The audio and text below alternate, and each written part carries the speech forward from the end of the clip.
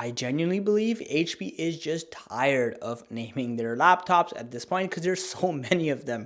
With that said, this model right here is called the HP Laptop 14. They've taken that name for a while now, but this particular configuration right here has been renewed with the latest internals, including Ryzen's 5 7520U processor, 8 GB of LPDDR5 memory, AMD Radeon integrated graphics. We also have a modest 512 GB solid state drive, Wi-Fi 6 and Bluetooth 5.3 technologies on board, and of course, like I mentioned, this is a 14-inch full HD display. Now, there is a lot to talk about with this laptop. There are some notable changes compared to last year's model, and I really want to get through all of them, so let's get started.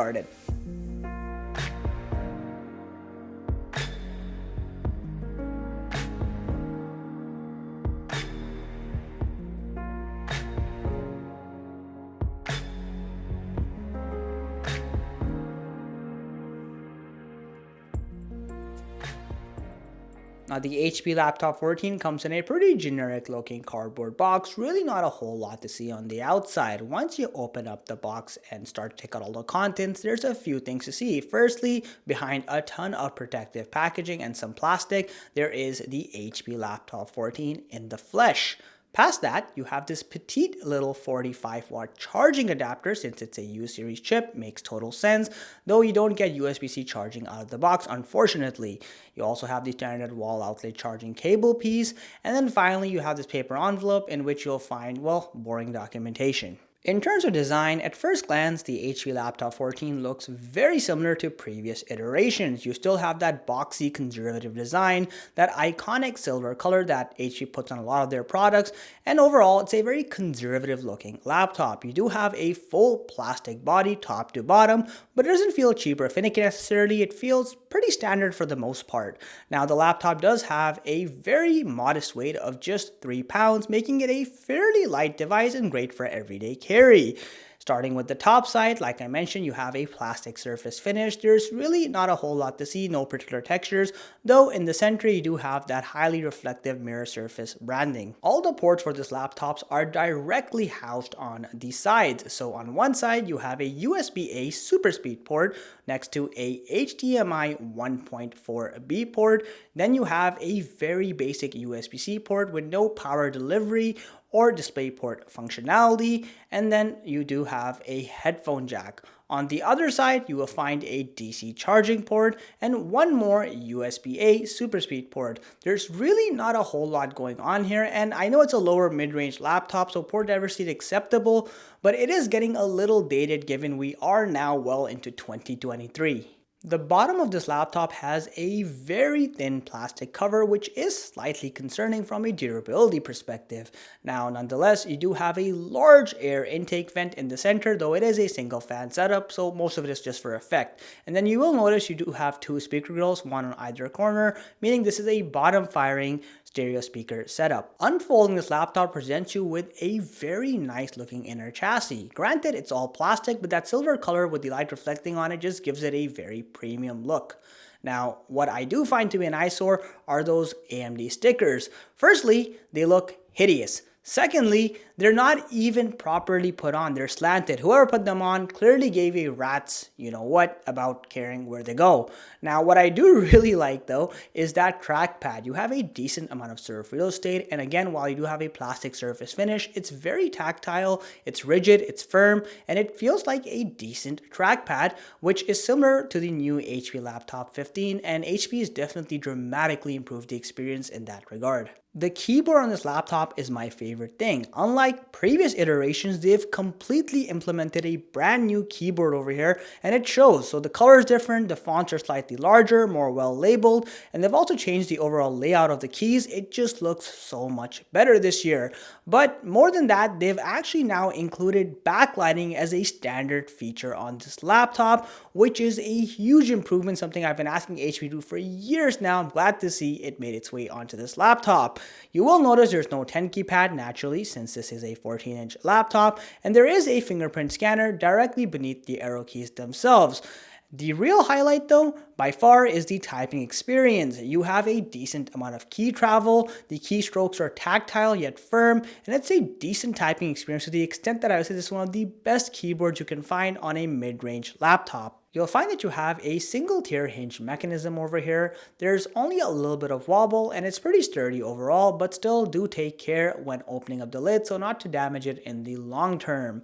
You have a 84% screen to body ratio, and you'll find that you have a fairly thick chin at the bottom, and that's entirely due to that unnecessary HP branding in the center. Though cheer up, because you have very thin and narrow bezels on either corner that look very modern. And then you have a very thin forehead at the top, relatively speaking anyway. But the real good news here is that you have a full HD or 1080p webcam this year, which is another improvement. And honestly, it's a pretty good webcam. It does good in both bright settings and relatively low light settings. And I really have no critique. In fact, I'm pleasantly surprised that HP made that upgrade. Being alive means you have to make compromises. You knew this was coming, I knew this was coming, and now we get over to HP's display. So things start off normal enough with a full HD or 1920 by 1080p resolution, which equates to a 16:9 aspect ratio. You also have a base 60Hz refresh rate, and you get a very nice IPS panel here with amazing viewing angles. They even give you a anti-glare coated screen with a matte finish. But this is where things start going downhill quickly. You have a peak brightness of just 250 nits. Despite the anti-glare coating, if you use this thing in bright daylight settings or in a bright room, it's easily overcome with glare, and there's nothing you can do about it because 250 nits of peak brightness is just not enough to compensate for it. To make matters worse, you still have the same 45% NTSC rating we've seen with this laptop for years now, meaning that the colors have not improved this laptop for nearly 5 friggin' years. That's insane.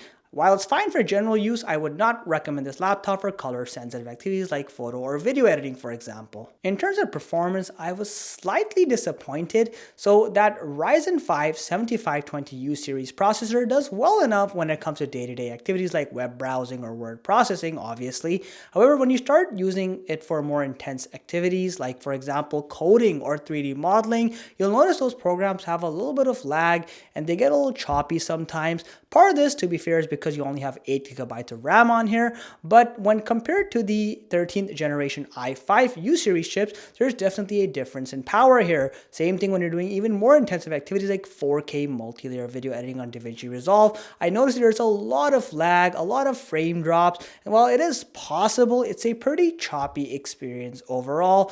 Now, with the same situation with a 8GB i5 13th gen processor, I found that DaVinci Resolve was considerably smoother, though it is worth noting render times are roughly the same across both chips.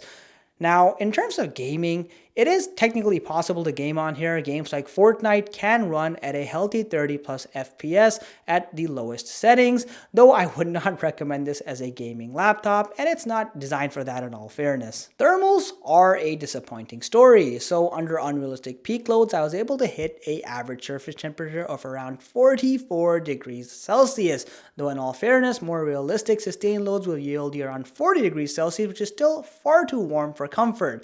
Now, the real problem here is the excessive fan noise. Firstly, do anything more intensive than basic web browsing and I guarantee you the fan will trigger, and it almost goes at peak noise levels right away, so it can hit levels of over 50 decibels and it stays there for minutes at a time. Sometimes it's just far too loud for a processor that has a U series chip in it, and I genuinely was concerned, disappointed, and shocked at the exact same time. With a rather minuscule 41 watt-hour battery, you can expect around 8 hours of battery life doing light load activities. HP claims up to 11 hours. I have no idea how they got those numbers. It's just not true.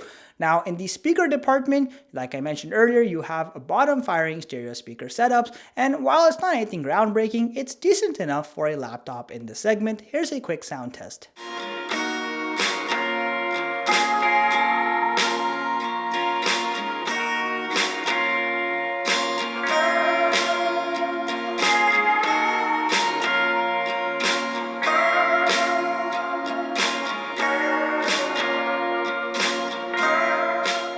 with the estimated retail value about $650 depending on where you are in the world, I think the HP Laptop 14 is a decent machine. Yes, there's still a lot of room for improvement. For example, the display needs to get better, or the thermals, which are out of place in my opinion for such a quote-unquote efficient laptop, need to improve as well.